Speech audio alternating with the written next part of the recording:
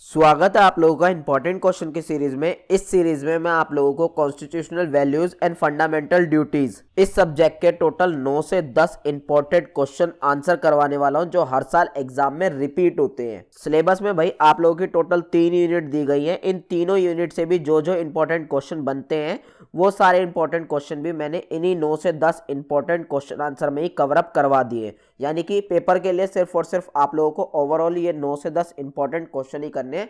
इसके अलावा कुछ और पढ़ने की जरूरत नहीं पड़ेगी आप लोगों को। अब जो 9 से 10 इंपॉर्टेंट क्वेश्चन मैं आप लोगों को करवाने वाला हूं वो आप लोगों की स्क्रीन पे आ रहे होंगे, जिनमें से भाई आप लोगों का जो पहला, दूसरा, तीसरा, चौथा, पांचवा, ये पांचों क्वेश्चन मैं आप लोगों को फर्स्ट यूनिट में ऑलरेडी करा चुका हूं। वीडियो का लिंक नीचे डिस्क्रिप्शन में मिल जाएगा। बाकी जो आप लोगों का छठा, सातवां, आठवां और 9वां क्वेश्चन है, ये सारे क्वेश्चन मैं आप लोगों को आज की इस वीडियो में कवर अप करा दूंगा, सेकेंड यूनिट की वीडियो में करवा दूंगा। फिर जो आप लोगों का भाई 10वां क्वेश्चन बचता है ये आप लोगों को थर्ड यूनिट वाली वीडियो में कवर अप करवा दिया जाएगा। तो सिंपली आप लोगों को बस ये 3 वीडियो को देखने की जरूरत है और कुछ आप लोगों को देखने की जरूरत नहीं पड़ेगी पेपर के लिए। बात करते हैं भाई अपनी यूनिट की। यूनिट नंबर है हमारा सेकेंड, संवैधानिक मूल्य। जैसा कि मैं ऊपर भाई आप लोगों को बता ही चुका हूं, इस यूनिट से गिनती के 4 ही इंपॉर्टेंट क्वेश्चन बनते हैं। जो पहला क्वेश्चन बनता है वो बनता है भाई स्वतंत्रता के ऊपर, जिसमें भाई आप लोगों से स्वतंत्रता का अर्थ पूछा जाता है और भारत के संविधान में भाई स्वतंत्रता को लेकर क्या प्रावधान किए गए हैं उस चीज के बारे में पूछा जाता है। दूसरा क्वेश्चन भाई आप लोगों को कभी कभी न्याय के ऊपर पूछ लिया जाता है, जिसमें भाई आप लोगों से न्याय के प्रकार पूछे जाते हैं, जैसे कि राजनीतिक न्याय है, सामाजिक न्याय है, आर्थिक न्याय है, इन सब के बारे में पूछा जाता है और इन सब को लेकर भारत के संविधान में क्या प्रावधान किए गए हैं वो सब आप लोगों को बताना पड़ता है। सिमिलरली भाई एक क्वेश्चन आप लोगों का समानता के ऊपर ही बनता है, जिसमें जो कानून के समक्ष समानता वाला आप लोगों का उसको ज्यादा महत्व दिया जाता है, उसके बारे में ज्यादा पूछा जाता है पेपर में। या कभी कभी भाई इन सारे टॉपिक्स के बारे में आप लोगों से एक साथ पूछ लिया जाता है। बोल देते हैं कि भाई भारत के संविधान के जो संवैधानिक मूल्य हैं उनके बारे में एक्सप्लेन करो, तो आप लोगों को भाई आप इन सब के बारे में ही एक्सप्लेन करना होता है। जैसे स्वतंत्रता हो गई, समानता हो गई और न्याय वगैरह हो गया, बंधुत्व वगैरह हो गया, इन सब के बारे में आप लोगों को फिर एक्सप्लेन करना पड़ेगा। तो टेंशन लेने की कोई जरूरत नहीं है भाई, क्वेश्चन कैसे भी घुमा के पूछ ले, किसी भी टाइप से पूछ ले, मैं आप लोगों को आंसर आज इतनी अच्छे तरीके से समझा दूंगा कि आप लोग भाई आंसर जो है एग्जाम में बहुत इजीली कराओगे। तो सबसे पहले भाई बात करते हैं हम न्याय की अवधारणा की। पेपर में भाई आप लोगों से क्वेश्चन यही पूछा जाता है कि न्याय का अर्थ क्या होता है, उसकी अवधारणा के बारे में बताइए, उसकी परिभाषा के बारे में बताइए और उसके प्रकारों के बारे में पूछ लिया जाता है। जैसे कि सामाजिक न्याय के बारे में पूछ लेते हैं भाई, राजनीतिक न्याय के बारे में पूछ लेते हैं और आर्थिक न्याय के बारे में भी पूछ लेते हैं। तो समझते हैं भाई स्टेप बाय स्टेप न्याय के बारे में। अगर अभी आप लोगों से पूछा जाए कि भाई न्याय का मतलब क्या होता है, तो आप सिंपली भाई यही बोलोगे कि अगर समाज में कोई व्यक्ति है या कोई भाई ग्रुप है या कोई भी कंपनी है या कोई भी है, अगर उसके साथ भाई गलत हो रहा है तो उस चीज को ठीक करना ही न्याय है। जो बिल्कुल सही बात भी है भाई आप लोगों की, इसी को तो न्याय बोलते हैं हम लोग। लेकिन बात करें भाई किताबी लैंग्वेज की, पेपर में हमें लिखना क्या पड़ेगा, तो पेपर में भाई आप लोग ऐसे लिख सकते हो कि किसी समाज में, किसी समाज कह लो, देश कह लो, राज्य कह लो, उसमें भाई व्यवस्था को सही से बनाए रखना ही न्याय है। क्योंकि समाज में भाई अगर किसी के साथ बुरा हो रहा है, गलत हो रहा है, तो मतलब भाई व्यवस्था जो है बिगड़ गई है, खराब हो गई है। तो व्यवस्था को बनाए रखना ही क्या हुआ, न्याय हुआ। अब ये जो न्याय की व्यवस्था है ना, यानी कि न्याय जो है भाई सभी समाज के लिए बहुत ही ज्यादा अनिवार्य चीज है, यानी कि बहुत ही ज्यादा जरूरी चीज है। वो क्यों, इनकेस मान लो भाई समाज में न्याय वगैरह ही नहीं होगा तो उस समाज में भाई अव्यवस्था फैल जाएगी, यानी कि सबके साथ जो है बुरा होगा, व्यवस्था सारी डगमगा जाएगी, बेकार हो जाएगी उस समाज की। और उसके साथ साथ भाई असुरक्षा भी बहुत ज्यादा फैल जाएगी, यानी कि लोग जो है उस समाज के सुरक्षित नहीं होंगे, कोई भी किसी के साथ जो है गलत करने लग रहा होगा उस टाइम पे। इसके साथ साथ भाई जिस समाज में मान लो न्याय नहीं होगा तो समाज में कैसी स्थिति बन जाएगी कि जिसकी लाठी उसकी भैंस, यानी कि जिसके पास पावर होगी वो बंदा अपनी मनमानी करेगा, फिर कोई भी कुछ नहीं कर पाएगा, उसका पूरी अव्यवस्था फैल जाएगी उस समाज में। तो इसलिए भाई समाज के लिए, चाहे वो कोई भी समाज हो, उसके लिए न्याय जो है एक अनिवार्य चीज है, एक महत्वपूर्ण चीज है जो जरूरी है, उसके बगैर समाज चल ही नहीं सकता। तो आई होप आप लोगों को भाई न्याय का मतलब तो समझ में आ गया होगा। सिंपली समाज में व्यवस्था को बनाए रखना ही न्याय है। अब यहाँ पे भाई आप लोगों को ये भी पता होना जरूरी है कि न्याय को अंग्रेजी में तो जस्टिस कहते हैं, लेकिन ये जस्टिस शब्द आया कहाँ से है? ये भाई आप लोगों के लैटिन भाषा के जस्टिसिया से आया है। तो ये पॉइंट भाई आप लोगों को अपने न्याय के अर्थ में ऐड जरूर करना है ताकि टीचर पढ़े तो उसे अच्छा लगे।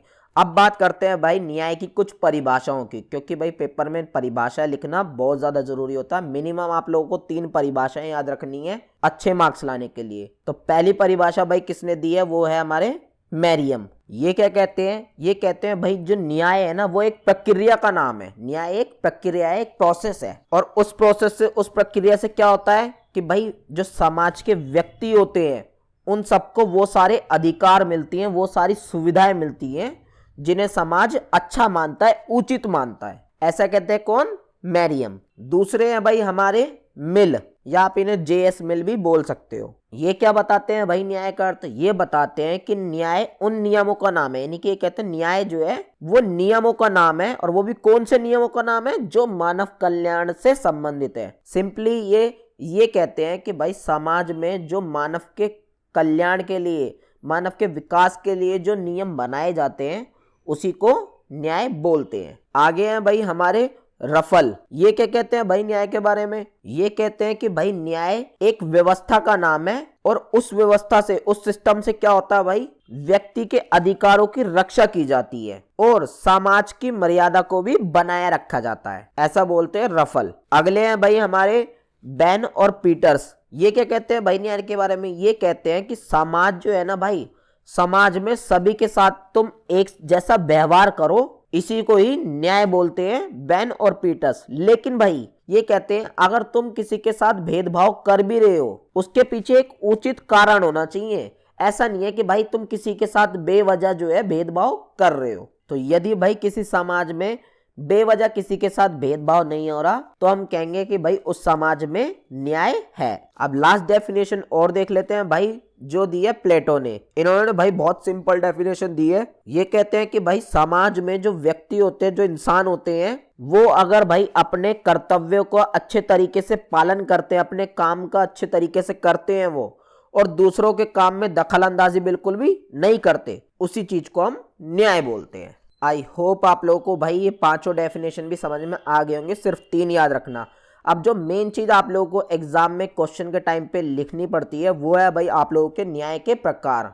मेनली आप लोगों से यही पूछा जाता है कि भाई आप लोग सामाजिक न्याय के बारे में बताओ, या राजनीतिक न्याय के बारे में बताओ, या आर्थिक न्याय के बारे में बताओ। इन तीनों के बारे में आप लोगों से पूछा जाता है, या सिंपली आप लोगों से यही बोल देता है कि भाई न्याय के प्रकार बताओ। तब भी आप लोगों को इन तीनों को ही एक्सप्लेन करना होता है, बिकॉज आपके सिलेबस में इन तीनों के बारे में ही दिया गया है। तो सबसे पहले समझते हैं भाई हम सामाजिक न्याय को। नाम से ही समझ में आ रहा है भाई हमारा सामाजिक न्याय, नाम में भाई इसके आ रहा है समाज, यानी कि समाज में अगर किसी के साथ बुरा हो रहा है, गलत हो रहा है, अन्याय हो रहा है, तो उस समाज को बदलने के लिए, उस समाज को सुधारने के लिए ऐसा क्या किया जाए जिससे वहां पे भाई न्याय स्थापित हो जाए। इसी चीज को हम कहते हैं भाई सामाजिक न्याय, या सिंपली आप ये बोल सकते हो समाज में भाई एक ऐसी स्थिति कर देना, समाज में ऐसे सुधार ला देना जिससे उस समाज में न्याय स्थापित हो जाए, तो उसको हम कहेंगे सामाजिक न्याय। तो समझते हैं भाई स्टेप बाय स्टेप कि समाज में भाई हमें ऐसा क्या करना चाहिए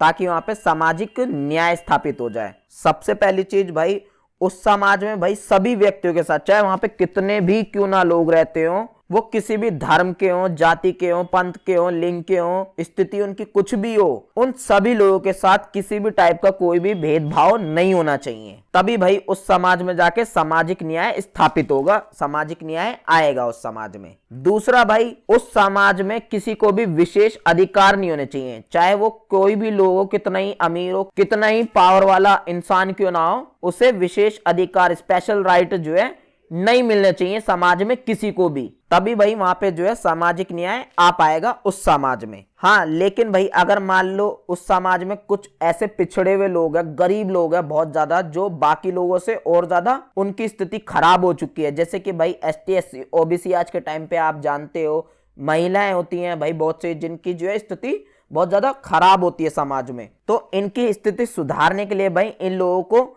स्पेशल अधिकार दिए जा सकते हैं, ताकि ये लोग भी भाई दूसरे लोगों के साथ कंधे से कंधा मिला सके, लेवल पे आ जाए पूरे दूसरों लोगों से। और भाई सामाजिक न्याय स्थापित करने के लिए समाज में जो सभी व्यक्ति होते हैं उन सभी को भाई समाज में जो हिस्सेदारी होती है वो इक्वली मिलनी चाहिए, यानी कि सब में, समाज में कोई भी चीज हो रही है वो सब इक्वली होनी चाहिए सभी लोगों के साथ, सबकी हिस्सेदारी जो है वो बराबरी होनी चाहिए पूरी। इसके साथ साथ भाई उस समाज में भाई कानून या न्याय से रिलेटेड किसी को लाभ मिल रहे हैं, सामाजिक लाभ मिल रहे हैं या अधिकार मिल रहे हैं, तो वो सारे भी बराबर सभी लोगों में बंटने चाहिए। ऐसा नहीं है कि भाई किसी को ज्यादा लाभ मिल रहा है या किसी को ज्यादा अधिकार मिल रहे हैं, ऐसा नहीं होना चाहिए। सबको इक्वली लाभ और अधिकार मिलने चाहिए उस समाज में, तभी हम कहेंगे कि भाई यहाँ पे सामाजिक न्याय हो रहा है। तो सिंपली भाई आप लोगों को सामाजिक न्याय का मतलब समझ में आ चुका होगा। सामाजिक न्याय का मतलब सिंपल सा इतना है कि भाई समाज में ऐसी स्थिति उत्पन्न कर देना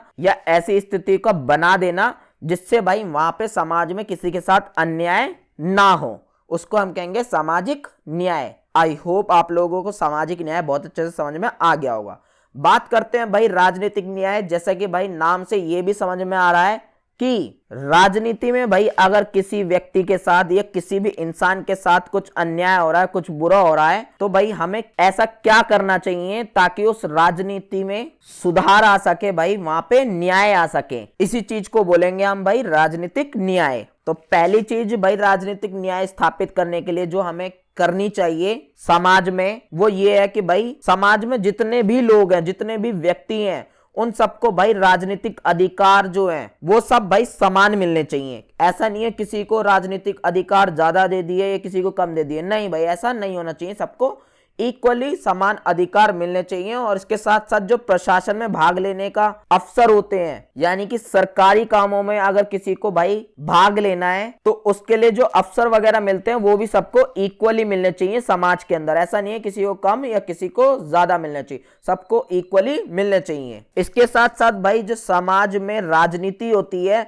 राजनीति में भाई जब पदों का चुनाव किया जाता है कि प्रधानमंत्री कौन बनेगा, भाई अध्यक्ष कौन बनेगा, सीएम कौन बनेगा, और भी बहुत सारे जो पद होते हैं उन सबके लिए चुनाव किए जाते हैं भाई। तो उन चुनाव में भी, उन मतदान में भी भाई अगर व्यक्ति के साथ कोई भी भेदभाव नहीं किया जा रहा किसी भी टाइप का, चाहे वो किसी भी धर्म का हो, किसी भी जाति का हो, किसी भी वर्ग का हो, किसी भी पंथ का हो, लिंग का हो, उसका जन्म स्थान कोई भी हो, या वो कितना भी अमीर क्यों ना हो, कितना भी गरीब क्यों ना हो, लेकिन भाई उसे वोट डालने का अधिकार प्राप्त है, तो भाई वो आप लोगों का राजनीतिक न्याय कहलाएगा। अब यहाँ पे एग्जाम्पल फिर से भाई भारतीय समाज का लेते हैं या भारतीय राजनीति का। भाई भारत में अगर कोई चुनाव वगैरह होते हैं, मतदान वगैरह होते हैं, तो उसमें भाई आप लोगों का कोई धर्म पूछा जाता है नहीं, कोई जाति पूछी जाती है नहीं, वर्ग पूछा जाता है कि आप कौन से वर्ग से बिलोंग करते हो, एसटी एससी ओबीसी, कोई भी कुछ नहीं पूछा जाता ना भाई, ना पंथ, कोई लिंग वगैरह, कोई जेंडर वगैरह कुछ नहीं पूछा जाता, ना आप लोगों का जन्म स्थान पूछा जाता, और ना ही भाई आप लोगों से आपकी सामाजिक प्रतिष्ठा पूछी जाती, यानी कि आप कितने अमीर हो या कितने गरीब हो, ये सब चीजें मैटर नहीं करती। भारतीय समाज की जो राजनीति होती है या भारतीय राजनीति जो है उसमें सभी को भाई इक्वली वोट डालने का अधिकार है। बस बशर्ते ये है कि भाई आप लोगों की एज जो है वो 18+ होनी चाहिए और आप भारत के नागरिक होना चाहिए, और आप भाई क्रिमिनल वगैरह नहीं होने चाहिए। इतना थोड़ा बहुत तो आप लोगों को पता ही होगा। इसके साथ साथ भाई अगर समाज में जो भाई राजनीतिक कार्यालय होते हैं, राजनीतिक कार्यालय मतलब सरकारी दफ्तर, वहां पे भी भाई सभी लोगों के साथ इक्वली ट्रीट किया जाना चाहिए। और ऐसा नहीं है कि भाई कुछ लोगों को एंट्री मिल रही है उसमें और कुछ लोगों को नहीं मिल रही है, ऐसा नहीं होना चाहिए। इसके साथ साथ भाई जो सरकारी कामकाज है, सरकारी प्रक्रिया है, सरकारी प्रोसेस जितने भी हैं, उन सब में भी अगर सबको इक्वली ट्रीट किया जा रहा हो, इनकेस मान लो भाई आप लोगों को आईएएस बनना है, तो उसके लिए भाई ऐसा थोड़ी आप लोगों की जाति देखी जानी चाहिए या आप लोगों का धर्म देखा जाना चाहिए, भाषा देखी जानी चाहिए, या आप कितने अमीर हो या कितने गरीब हो, ये सब चीजें नहीं देखी जानी चाहिए। अगर सरकारी पदों पे भी, सरकारी प्रक्रियाओं में भी भाई अगर आप लोगों के साथ किसी भी टाइप का कोई भी भेदभाव नहीं हो रहा है, तो ये राजनीतिक न्याय है और भारत में ऐसा ही होता है। और भाई समाज में जो कायदे कानून नियम वगैरह बनाए जाते हैं, वो सारे कायदे कानून नियमों को जनता की भलाई के लिए बनाया जा रहा है, और उसमें जनता की अगर इच्छा है, राज्य की इच्छा है, सरकार की इच्छा है, तो भी ये आप लोगों का एक राजनीतिक न्याय का ही पार्ट है। सिंपली राजनीतिक न्याय का भाई सिर्फ इतना सा मतलब है कि समाज के अंदर जो राजनीति होते हैं ना, उस राजनीति में ऐसी स्थिति बना देना कि किसी के साथ भी फिर कोई भी अन्याय ना हो, किसी के साथ कोई भी बुरा ना हो, तो उसी चीज को हम कहते हैं राजनीतिक न्याय। और राजनीतिक न्याय स्थापित करने के लिए भाई आप लोगों को ये सारी चीजें जो है करनी चाहिए, उस समाज में होनी चाहिए। जैसे भारतीय समाज में ये सारी चीजें ऑलरेडी हैं, आप लोगों को पता ही होगा। अब लास्ट और देख लेते हैं भाई, हमारा जो है आर्थिक न्याय। ये भी भाई नाम से ही समझ में आ रहा है आर्थिक। आर्थिक का मतलब ही भाई पैसों से रिलेटेड होता है, काम धंधे से रिलेटेड होता है। तो भाई अगर समाज में काम धंधों से रिलेटेड, पैसे वगैरह से रिलेटेड, अर्थव्यवस्था से रिलेटेड किसी भी व्यक्ति के साथ किसी भी टाइप का कोई भी भेदभाव वगैरह नहीं किया जा रहा, सबको इक्वली ट्रीट किया जा रहा है, तो उस चीज को हम आर्थिक न्याय बोलेंगे। और आर्थिक न्याय भाई लाने के लिए, किसी समाज में आर्थिक न्याय लाना है तो कहीं ना कहीं भाई उस समाज में सामाजिक न्याय होना जरूरी है। क्योंकि आर्थिक न्याय में भाई ये सारी बातें तो इंक्लूड हैं जो हमने सामाजिक न्याय में पढ़ी थी, कि कोई भी भाई किसी भी टाइप का भेदभाव नहीं होना चाहिए, और जो पिछड़े हुए लोग हैं उनको विशेष अधिकार, आरक्षण की सुविधा होनी चाहिए ताकि भाई वो अपना लेवल अच्छा कर सके, और साथ ही साथ जो सामाजिक लाभ या अधिकार वगैरह मिलते हैं वो समान रूप से बंटने चाहिए भाई सभी लोगों के बीच में। आर्थिक न्याय में ये सब चीजें तो आती हैं, ऊपर से कुछ चीजें और आती हैं आर्थिक न्याय में, जैसे कि भाई आजीविका कमाने के लिए, उचित वेतन कमाने के लिए, सिंपली आप बोल सकते हो पैसा कमाने के लिए सबको भाई अवसर मिलने चाहिए। ऐसा नहीं है मान लो किसी के पास कोई भी काम धंधे के लिए अवसर ही नहीं होगा, मौका ही नहीं मिलेगा उसे किसी भी तरीके का,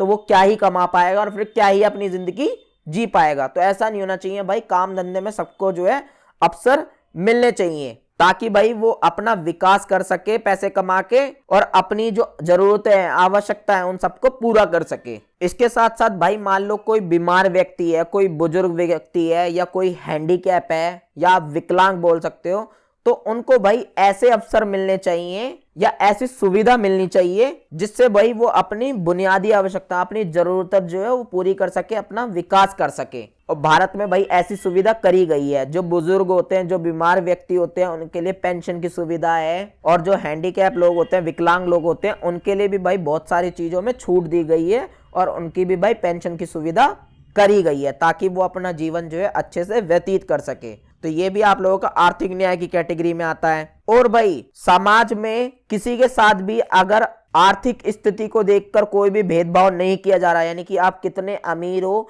कितने गरीब हो, कुछ भी मैटर नहीं करता आप लोगों को किसी भी समाज में, तो ये भी कहीं ना कहीं आप लोगों का आर्थिक न्याय में आता है। और भारत में भाई ये भी चीज है, क्या आप लोगों को आपकी अमीरी या गरीबी देखकर किसी चीज से हटा दिया जाता है, या किसी ऐसा मान लो कि कोई आप लोगों को मौका मिल रहा है तो आपकी गरीबी देख के आप लोगों को वो मौका छीन लिया जाता है? नहीं भाई, ऐसा बिल्कुल भी भारत में नहीं होता। सबको समान इक्वली अवसर मिलता है, आप लोगों की कोई अमीर गरीब जो है कोई भी नहीं देखा जाता। तो ये सारी चीजें थी भाई आप लोगों की आर्थिक न्याय। आई होप आप लोगों को ये तीनों न्याय जो है बहुत अच्छे से समझ में आ गए होंगे। अब बात करते हैं भाई हम अपनी स्वतंत्रता की। स्वतंत्रता शब्द का भाई सिंपल मतलब होता है आजादी। जैसे कि भाई बोलने की आजादी हो गई, घूमने फिरने की आजादी हो गई, मनपसंद काम करने की आजादी हो गई, किसी भी धर्म को मानने की आजादी हो गई, किसी भी धर्म को प्रचार करने की आजादी हो गई। यानी कि आप हर चीज करने के लिए आजाद हो, बस उस चीज के लिए आजाद नहीं हो जिससे दूसरे की आजादी का नुकसान होता हो, दूसरों की आजादी का हनन होता हो। अब ये जो भाई स्वतंत्रता शब्द है या आजादी शब्द है, इसे इंग्लिश में बोलते हैं लिबर्टी, और ये आप लोगों का आया है भाई लिबर शब्द से, लैटिन भाषा के लिबर शब्द से ही मिलकर बना है आप लोगों का लिबर्टी। और लिबर शब्द का मतलब होता है भाई यहाँ पे अवरोधों से मुक्ति, यानी कि आपको किसी भी तरीके का कोई भी अवरोध नहीं होगा। तो सिंपली भाई आजादी का मतलब भी यही हुआ, या लिबर्टी का मतलब या स्वतंत्रता का भी मतलब यही हुआ, अवरोधों से मुक्ति। एक डेफिनेशन के तौर पे अगर आप लोगों को पेपर में लिखना हो तो आप क्या लिखोगे? तो सिंपली आप ये लिख सकते हो, अगर किसी व्यक्ति को किसी भी काम को करने से रोका नहीं जा रहा तो इसी चीज को भाई हम बोलेंगे आजादी, इसी चीज को बोलेंगे स्वतंत्रता। लेकिन भाई उसके उस काम से किसी की भी स्वतंत्रता का हनन नहीं होना चाहिए, यानी कि दूसरों की स्वतंत्रता को नुकसान नहीं पहुंचना चाहिए, इसी चीज को हम बोलेंगे आजादी। आई होप आप लोगों को आजादी का या स्वतंत्रता का मतलब समझ में आ ही चुका होगा।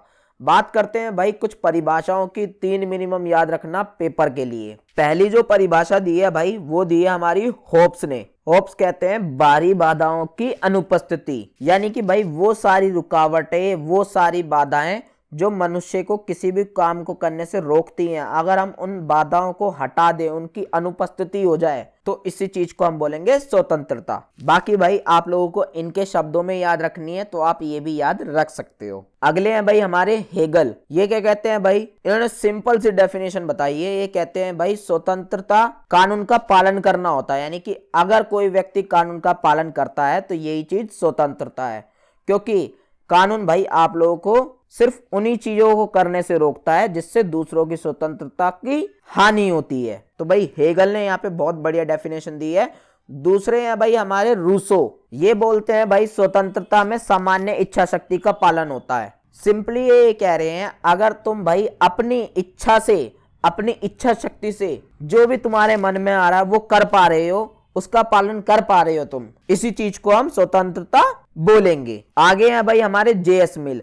जेएस मिल क्या कहते हैं भाई, ये कहते हैं भाई स्वतंत्रता एक नाम मात्र साधन है। ये एक नाम मात्र टूल है, टूल समझ लो भाई। और उस टूल की मदद से जो इंसान है, जो व्यक्ति है, वो भाई अपनी भलाई के लिए कुछ भी कर सकता है और अपने तरीके से कर सकता है। इसी चीज को हम बोलते हैं स्वतंत्रता। आगे जो आखिरी है हमारे, वो है भाई हमारे लॉस्की। सिंपली इन्होंने ये बोला है स्वतंत्रता का मतलब ये है कि भाई आप पे किसी भी टाइप का कोई भी प्रतिबंध नहीं होगा, कोई भी रुकावट नहीं होगी किसी भी काम को करने से, रोकने से, और इस चीज से भाई आप लोगों को खुशी मिलेगी। आई होप आप लोगों को ये पांचों डेफिनेशन सिंपली अच्छे से समझ में आ गई होंगी। आप इन्हीं के शब्दों में भी ये सारी चीजें याद रख सकते हो। मैंने बहुत शॉर्टली लिखने की कोशिश करी है इनकी डेफिनेशंस। बात करते हैं भाई मेन चीज की जो आप लोगों को पेपर में लिखना होता है, वो है भाई हमारा भारतीय संविधान में स्वतंत्रता का अधिकार। आप लोगों से भाई पेपर में एक ही क्वेश्चन ये पूछता है कि स्वतंत्रता का अर्थ बताओ, स्वतंत्रता क्या है, वो तो आप लोग बता ही दोगे, ऊपर आप लोगों को समझा ही चुका हूं। मेन जो आप लोगों से पूछता है आगे उसी क्वेश्चन में ये पूछता है कि भाई भारतीय संविधान में जो स्वतंत्रता का अधिकार है ना भाई, उसके बारे में एक्सप्लेन करो अच्छे से, उसके बारे में विस्तार से बताओ। तो भाई भारतीय संविधान में जो स्वतंत्रता के अधिकार का प्रावधान किया गया है वो अनुच्छेद 19, 20, 21, 22 यानी कि 19 से लेके 22 तक भाई सब में स्वतंत्रता के अधिकार को अच्छे से एक्सप्लेन किया गया है। जिसमें से आप लोगों का जो अनुच्छेद भाई 19 है ये आप लोगों को 6 टाइप की स्वतंत्रता देता है, यानी कि 6 प्रकार की स्वतंत्रता देता है। कौन कौन सी देखते हैं भाई। पहली स्वतंत्रता आप लोगों को वाक एवं अभिव्यक्ति की स्वतंत्रता, यानी कि भारत का जो नागरिक है भाई वो अपने विचारों को अभिव्यक्त करने के लिए स्वतंत्र है। वो कुछ भी बोलना चाहता है बोल सकता है, वो कुछ भी छापना चाह सकता है पेपर में छाप सकता है, वो कुछ भी टीवी पे दिखाना चाहता है दिखा सकता है, या वो कुछ भी ड्राइंग बनाना चाहता है किसी चीज के बारे में बना सकता है। सिंपली वो अपने विचार जो है वो किसी भी रूप में बता सकता है, उसे अपने विचार को अभिव्यक्त करने की स्वतंत्रता है। अनुच्छेद 19 जो दूसरी भाई आप लोगों को स्वतंत्रता देता है वो है भाई शांतिपूर्वक सम्मेलन में भाग लेने की स्वतंत्रता।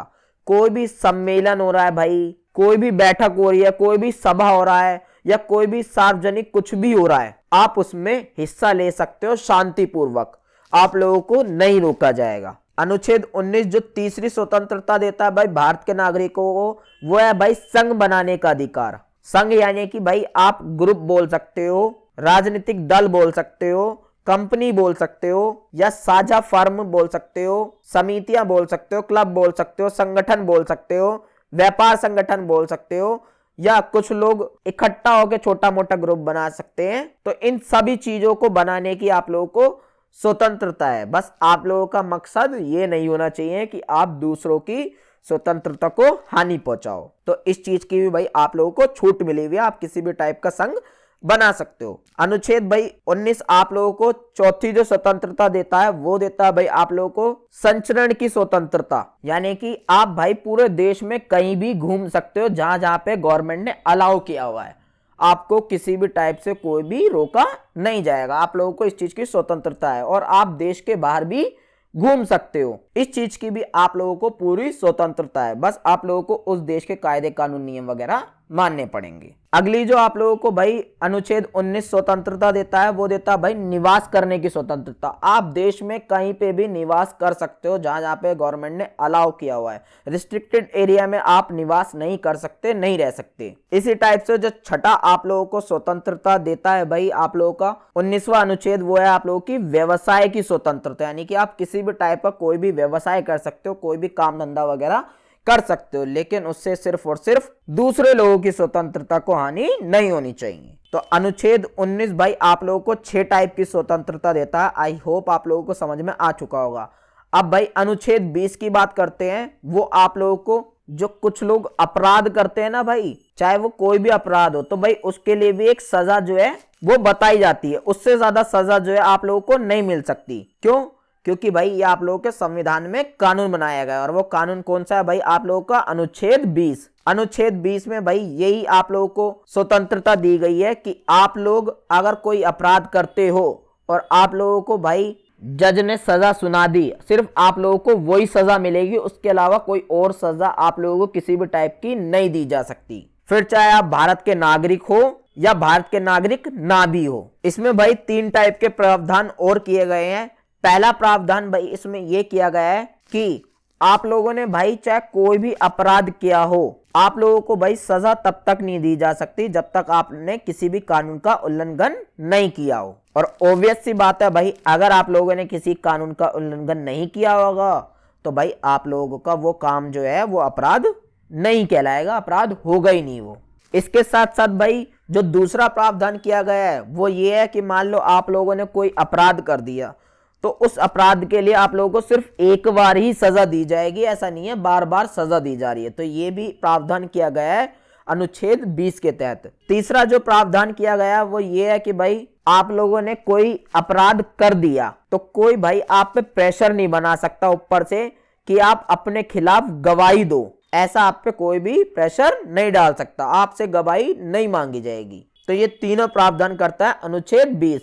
बात करते हैं भाई अब आप लोगों के अनुच्छेद 21 की। अनुच्छेद 21 क्या करता है भाई आप लोगों का? यह आप लोगों को प्राण एवं दैहिक स्वतंत्रता देता है। इसके तहत भाई आप लोगों को अपने पर्सनल मैटर्स में, जो आप लोगों के जीवन के मैटर होते हैं, प्राण के मैटर होते हैं, और अपने शरीर से रिलेटेड जो भी मैटर हैं आप लोगों के, उन सब में स्वतंत्र हो। आप अपने आप खुद ही निर्णय ले सकते हो। इस पे कोई भी कायदे कानून नियम वगैरह जो है नहीं बनाया गया। तो ये आप लोगों की एक प्राण एवं दैहिक स्वतंत्रता दी गई है अनुच्छेद 21 के तहत। आगे भाई एक आर्टिकल है अनुच्छेद 21A। इसके तहत भाई आप लोगों को शिक्षा का अधिकार दिया गया है। आप शिक्षा लेने के लिए स्वतंत्र हो, और यदि आप 6 साल से 14 साल तक की उम्र के बीच के बच्चे हो तो भाई आप लोगों को फ्री शिक्षा भी मिल सकती है, निःशुल्क शिक्षा भी मिल सकती है। आप लोगों को गवर्नमेंट स्कूल इसलिए ही बनाए गए हैं। बाकी भाई इसके बारे में डीप में कुछ और बातें दी गई हैं, वो आप खुद से पढ़ लीजिएगा। नोट्स का लिंक नीचे डिस्क्रिप्शन में मिल जाएगा। अब भाई लास्ट जो अनुच्छेद है हमारा 22वां अनुच्छेद। अब अनुच्छेद 22 भाग 1, इसमें भी भाई गिरफ्तारी से रिलेटेड कुछ प्रावधान किए गए हैं। जैसे कि भाई इनकेस आप मान लो कि आप गिरफ्तार हो गए तो आप भाई दूसरों को फोन करके बता सकते हो, सूचना दे सकते हो। यह आप लोग का एक अधिकार है, स्वतंत्रता है। दूसरा है भाई आप लोगों का विधि व्यवसाय से परामर्श और प्रतिरक्षा करने का अधिकार। सिंपली अगर आप लोगों को गिरफ्तार किया जाता है तो भाई आप कानून के तहत वकील वगैरह को बुलाकर अपनी जो है रक्षा कर पाओगे। अपना जो दोष है वो आपने करा है या नहीं करा क्राइम, उसको साबित करने के लिए आप वकील वगैरह हायर कर पाओगे। तो ये भी आप लोगों को एक स्वतंत्रता दी गई है अनुच्छेद 22 भाग 1 के तहत। अगली जो भाई आप लोगों को अधिकार दिया गया है वो ये है कि भाई आप लोगों ने मान लो कोई क्राइम कर लिया और पुलिस वालों ने भाई आप लोगों को गिरफ्तार कर लिया, तो भाई तो जो पुलिस वाले हैं ना भाई, उन्हें जो मजिस्ट्रेट होता है भाई, यानी कि जो न्यायालय में न्यायाधीश बैठा होता है, कोर्ट में जो आप लोगों का जज बैठा होता है, उसके सामने आप लोगों को 24 घंटे के अंदर अंदर पेश करना होगा, चाहे वो कैसे भी करे। अगर 24 घंटे के अंदर पेश नहीं करते हैं वो, तो उन पे उल्टी कार्रवाई जो है की जाएगी पुलिस वालों के ऊपर। तो ये भी आप लोगों का एक अधिकार है। अगला जो अधिकार है भाई वो ये है कि भाई अगर मान लो आप लोगों का दोष जो है वो निर्दोष साबित हो जाता है, यानी कि आप लोगों ने कोई अपराध करा और आप निर्दोष साबित हो जाते हो मजिस्ट्रेट के द्वारा, तो भाई आप लोगों को 24 घंटे के अंदर अंदर जो है रिहा करना पड़ेगा पुलिस वालों को। अदरवाइज जो है उन पर उल्टी कार्रवाई हो जाएगी। तो ये भी आप लोगों की एक स्वतंत्रता के अधिकार है। आगे है भाई हमारा अनुच्छेद 22 भाग 2 के तहत भी कुछ आप लोगों को गिरफ्तारी से संबंधित भाई अधिकार दिए गए हैं, जिनमें से पहला अधिकार भाई ये है कि इनकेस मान लो कोई गिरफ्तार व्यक्ति है, उसे भाई 6 महीने की सजा मिली हुई है, तो उसकी सजा जो है ना, जो जज होता है वो उसकी सजा 3 महीने से ज्यादा नहीं बढ़ा सकता। 3 महीने से ज्यादा अगर जज को बढ़ानी है सजा, तो भाई उसके पीछे एक रीजन होना बहुत जरूरी है, जो आप लोगों को जज बताएगा। अदरवाइज वो 3 महीने से ज्यादा आप लोगों की सजा नहीं बढ़ा सकता उस अपराध के लिए। तो ये आप लोगों को एक अधिकार मिला हुआ है। अगले जो अधिकार मिला हुआ भाई आप लोगों को, वो ये है कि भाई आप लोगों को गिरफ्तार क्यों किया जा रहा है, इसका कारण जो है आप लोगों को बताया जाएगा। ऐसा नहीं है कि भाई चुपचाप आप लोगों को गिरफ्तार कर लिया जाएगा, ऐसा बिल्कुल भी नहीं होगा। अब लास्ट जो आप लोगों को अनुच्छेद 22 भाग 2 के तहत जो गिरफ्तार व्यक्ति है भाई, उसे यह अधिकार मिला हुआ है कि वो अपने गिरफ्तारी के विरुद्ध भाई प्रतिवेदन को जो है प्रस्तुत कर सकता है, यानी कि रिपोर्ट वगैरह जो है वो दे सकता है, जिससे उसका अपराध जो है वो गलत साबित हो जाए, तो उसको ये अधिकार है भाई। तो आई होप आप लोगों को ये सारे अधिकार स्वतंत्रता के तहत जो आप लोगों को मिले हुए हैं भारत के संविधान में, ये सब आप लोगों को समझ में आ चुके होंगे। इन्हें भाई इतना डीप में जानने की जरूरत नहीं है, मैंने आप लोगों को बहुत डीप में पढ़ा रखा है, हर एक बात यहाँ पे लिख रखी है, बट आप इन्हें ऊपरी ऊपरी भी जान लोगे तो भी आप लोगों के लिए इनफ है। अब बात करते हैं भाई अपनी समानता की। समानता का भाई आप लोगों को मतलब तो पता ही होगा, अगर समाज में भाई सभी व्यक्तियों को इक्वली ट्रीट किया जा रहा है, समान अवसर मिल रहे हैं, समान रूप से भाई देखा जा रहा है, उनके बीच में किसी भी टाइप का कोई भी भेदभाव नहीं किया जा रहा, तो इसी चीज को हम समानता बोलेंगे। अब जो भारत के संविधान में भाई आप लोगों का समानता से रिलेटेड अधिकार है, वो आप लोगों को भाई अनुच्छेद 14 से 18 के बीच में देखने के लिए मिल जाएगा। जैसे कि अभी मैंने आप लोगों को बताया था कि स्वतंत्रता का अधिकार 19 से लेके अनुच्छेद 22 तक के बीच में स्वतंत्रता का अधिकार है। इसी टाइप से समानता का अधिकार अनुच्छेद 14 से अनुच्छेद 18 के बीच में आप लोगों को देखने के लिए मिल जाएगा। एक चीज और बता दूं भाई, ये जो आप लोगों को समानता का अधिकार है, स्वतंत्रता का अधिकार है, ये आप लोगों का मौलिक अधिकार में भी आता है। अब ये जो भाई समानता का अधिकार है, ये भारत के नागरिक को भाई सुरक्षा देता है। किस चीज से? जो समाज में भाई धर्म, जाति, जन्म स्थान, लिंग के आधार पे भेदभाव वगैरह होता है ना, उस चीज से सुरक्षा देता है समानता का अधिकार। तो स्टेप बाय स्टेप समझते हैं भाई अब संविधान के तहत समानता का अधिकार। अब ये जो भाई कानून के समक्ष समानता है या विधि के समक्ष समानता, विधि मतलब भी कानून होता है, इसका सिंपल सा मतलब भाई यही है कि भारत का कोई भी नागरिक हो, कानून जो है सबके लिए एक बराबर है। कानून सबको जो है इक्वली ट्रीट करेगा। ऐसा नहीं है कि भाई आप लोगों के लिए कानून अलग है और अमीर लोगों के लिए कानून अलग है, ऐसा नहीं है। कानून सबको इक्वली ट्रीट करेगा। और ये जो कानून है भाई, ये फिर चाहे भाई देश का नागरिक हो या विदेशी नागरिक हो, सब पे इक्वली लागू होता है। अगर उसने कोई अपराध करा है तो सबको इक्वली सजा दी जाएगी, जो दूसरे व्यक्ति को भी दी जाती। तो इसमें ऐसा कुछ नहीं है कि भाई अगर किसी नेता ने वो अपराध कर दिया तो वो बच के निकल जाएगा, नहीं। कानून सबके लिए एक बराबर है, इक्वल है। और ये सिर्फ भाई लोगों पे ही लागू नहीं होता ये वाला कानून, बल्कि अगर मान लो कोई संवैधानिक निगम है, यानी कि कोई सरकारी कार्यालय है, कोई कंपनी है, कोई पंजीकृत समितियां हैं या प्राइवेट कंपनी है या कोई ग्रुप वगैरह है, उन सब पे भी सेम टाइप से लागू होता है। यानी कि एक कंपनी ने कुछ अपराध करा है और दूसरी कंपनी ने भी सेम अपराध करा है, तो कानून दोनों को इक्वली ट्रीट करेगा। ऐसा नहीं है कि भाई कि प्राइवेट कंपनी के लिए कानून अलग होगा और गवर्नमेंट कंपनियों के लिए कानून अलग होगा, ऐसा कुछ भी नहीं है। कानून जो है सबके लिए समान है और यही है भाई कानून के समक्ष समानता। आई होप आप लोगों को ये समझ में आ ही चुका होगा। इसके भाई कुछ अपवाद भी हैं जो आप लोगों को भाई खुद से पढ़ने पड़ेंगे, मैं इतना डीप में नहीं जाऊंगा, आप खुद से जो है पढ़ लीजिएगा अपवादों को। अपवाद का सिंपली यहाँ पे मतलब ये है कि मैंने अभी आप लोगों को बताया कानून सबके लिए समान है, लेकिन कुछ ऐसी सिचुएशंस हैं भाई जहाँ पे कानून जो है वो समान नहीं है, तो वही सारी सिचुएशंस यहाँ पे पढ़ाई गई हैं, वही सारे अपवाद यहाँ पे बताए गए हैं। तो इन्हें आप खुद से पढ़ लीजिएगा अपने नॉलेज के लिए, वैसे इतना याद रखने की जरूरत नहीं है। आगे है भाई आप लोगों का भेदभाव पर रोक। ये जो आप लोगों का अनुच्छेद 15 है भाई, इसके तहत आप लोगों के लिए ये प्रावधान किया गया है भारतीय संविधान में कि अगर आप भारत के नागरिक हो तो भाई आप लोगों से किसी भी टाइप का धर्म के आधार पे, वंश के आधार पे, जाति के आधार पे, जन्म स्थान के आधार पे किसी भी टाइप से कोई भी भेदभाव जो है नहीं किया जाएगा। जो पहले के टाइम पे भाई लोग करते थे ना, जाति को लेकर भेदभाव करते थे, रंग को लेकर भेदभाव करते थे, धर्म को लेकर भेदभाव करते थे।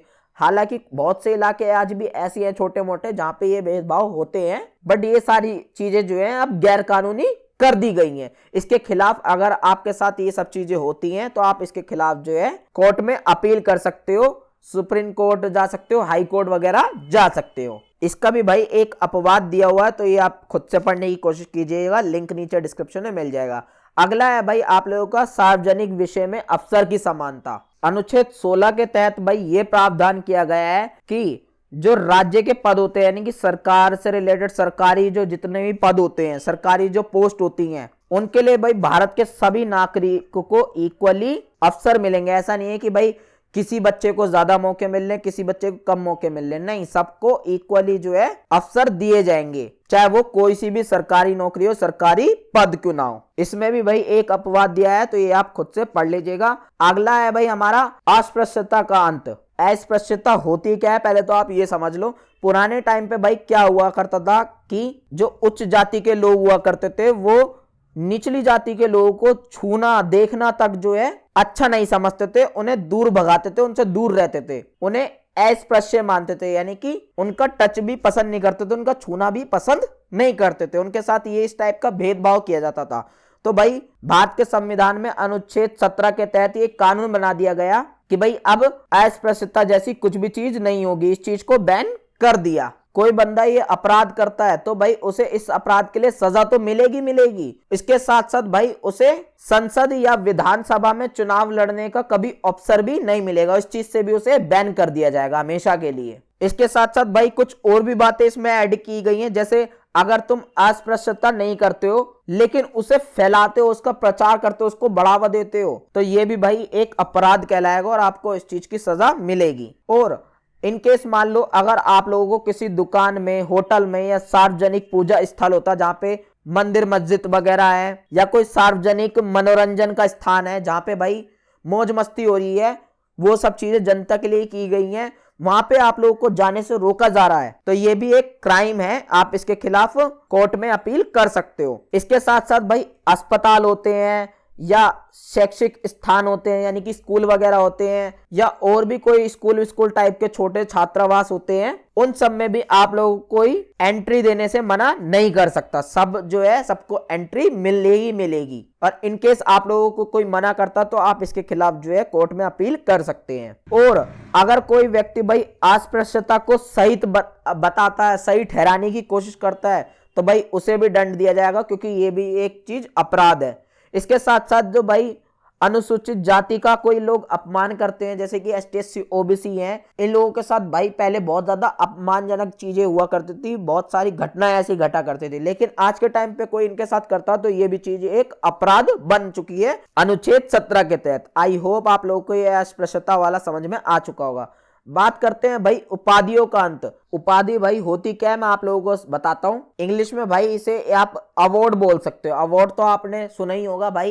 तो इस चीज का भी भाई अंत कर दिया गया। बेसिकली क्या होता था पुराने टाइम पे, जो राजा महाराजा या अमीर लोग हुआ करते थे ना, वो अपने आप को खुद ही ऑटोमेटिक अवार्ड दिया करते थे, अपने नाम के आगे भगवानों के नाम लगा लिया करते थे या वीर लगा लेते करते थे, हम वीर महान राजा हैं, या अपने आप को ही बहुत महान बनाने के चक्कर में उन्होंने अपने आप को ही बहुत ज्यादा उपाधियां दे दी थी। तो उन सारी उपाधियों को भी खत्म कर दिया गया परमानेंटली। इसके साथ साथ भाई जो सरकार जो आज के टाइम पे उपाधियां देती है, यानी कि सरकार अगर आपको कोई रिवॉर्ड दे रही है तो वो सिर्फ आप लोगों को सेना से रिलेटेड या शिक्षा से रिलेटेड ही उपाधि दे सकती है, इस चीज के अलावा और किसी से रिलेटेड उपाधि जो आप लोगों को नहीं मिलेगी। और अगर कोई भारत का नागरिक है भाई और वो दूसरे देश से जाके जो है कोई उपाधि ले आता है, तो भाई उसकी वो उपाधि भी जो है बेकार कर दी जाएगी, खत्म कर दी जाएगी, क्योंकि वो उपाधि जो है नहीं ले सकता, उसे उपाधि नहीं दी जाएगी। इसके साथ साथ भाई मान लो कोई दूसरे देश का नागरिक है, वो हमारे देश में किसी सरकारी पद पे आके बैठ गया, अब वो भाई किसी भी दूसरे देश से किसी भी टाइप की कोई भी उपाधि नहीं ले सकता जब तक राष्ट्रपति से वो परमिशन ना ले ले। इसके साथ साथ भाई कोई भी बंदा हो, वो भारत का नागरिक ही क्यों ना हो, वो सरकारी पद पे बैठा हुआ है, तो भाई वो विदेशी राज्यों से यानी कि विदेशी सरकार से किसी भी टाइप की कोई भी भेंट नहीं ले सकता, कोई भी उपलब्धि नहीं ले सकता, कोई भी पद नहीं ले सकता, किसी भी टाइप का कोई भी रिवॉर्ड जो है नहीं ले सकता वो, राष्ट्रपति की सहमति के बिगर। अगर राष्ट्रपति की सहमति उसे मिल जाती है तो वो ले सकता है, अदरवाइज नहीं ले सकता। यानी कि सारे जो रिवॉर्ड्स का सिस्टम था या सारी जो उपाधियों का सिस्टम था वो अब खत्म कर दिया गया पूरी तरीके से। और आज के टाइम पे भी आपने देखा ही होगा भाई, जो रिवॉर्ड वगैरह दिए जाते हैं वो सब कौन देता है? राष्ट्रपति ही देता है भाई हमारे देश में। आई होप आप लोगों को भाई ये समानता भी बहुत अच्छे से समझ में आ गया होगा। पेपर में भाई आप लोगों से मेनली यही क्वेश्चन पूछता है कि समानता का अर्थ बताइए और भारतीय संविधान में जो समानता का अधिकार दिया गया उसके बारे में वर्णन कीजिए। तो मैंने अच्छे से डीप में हर एक चीज यहाँ पे लिखी हुई है, नोट्स लिंक नीचे डिस्क्रिप्शन में मिल जाएगा। मैंने शॉर्टली जो आप लोगों को समझाया है उतना भी अगर आप याद रखोगे, अपवाद वगैरह ये छोड़ दोगे तो इनफ है आप लोगों के लिए। इतना ही आप लोगों को पेपर में लिखना है। इसमें भाई 2-4 बातें और अपनी तरीके से एक्सटेंड करके लिख दीजिएगा, तो आप लोगों को अपवाद वगैरह लिखने की भी जरूरत नहीं पड़ेगी। अब भाई जो 3 जो मेन टॉपिक आप लोगों से पेपर में इस यूनिट से पूछे जाते हैं, पहला तो भाई आप लोगों का न्याय था, दूसरा भाई आप लोगों का स्वतंत्रता था और तीसरा जो था आप लोगों का समानता था। इन 3 के ऊपर ही मेनली क्वेश्चन जो है पूछा जाता है पेपर में, और ये मैंने बहुत अच्छे से आप लोगों को समझा ही दिया है। बाकी कभी आप लोगों से ये बोलता है कि भाई संवैधानिक मूल्यों का वर्णन करो, तो भी आप लोगों को भाई स्वतंत्रता, समानता, न्याय और बंधुत्व के बारे में ही एक्सप्लेन करना होता। थोड़ा थोड़ा इन चारों के बारे में आप लोगों को एक्सप्लेन करना पड़ेगा, दैट्स इट। यही आप लोगों के संवैधानिक मूल्य हैं। अब यहाँ पे भाई जो बंधुत्व वाला टॉपिक है ये मैं आप लोगों को खुद से नहीं पढ़ाऊंगा, आप खुद से जो है पढ़ लीजिएगा, क्योंकि इजी टॉपिक है। बंधुत्व का मतलब सिंपली भाईचारा होता है, तो ये भाई बहुत ही ज्यादा इजी टॉपिक है, बहुत इजी लैंग्वेज में जो है मैंने लिख रखा है यहाँ पे। इसमें भाई आगे आप लोगों से राज्य के नीति निर्देशक तत्व भी जो है ऐड हो जाते हैं, बट इनको ज्यादा डीप में पढ़ने की जरूरत नहीं है। मैंने लिखा बहुत डीप में, आप लोगों के लिए पढ़ने की जरूरत नहीं है। राज्य के नीति निर्देशक तत्व होते क्या है, ये कितने से कितने अनुच्छेद तक है, बस इसकी थोड़ी बेसिक डिटेल्स जो है बस वही याद रखनी है, शुरू की 2-4 लाइनें। इसके अलावा बाकी सब आप छोड़ सकते हो। तो बस भाई मिलते हैं नेक्स्ट वीडियो में। चैनल को सब्सक्राइब जरूर कर देना, वीडियो को लाइक जरूर कर देना और मेरी मोटिवेशन के लिए एक प्यारा सा कमेंट नीचे जरूर छोड़ देना कमेंट बॉक्स में। जय हिंद, जय भारत।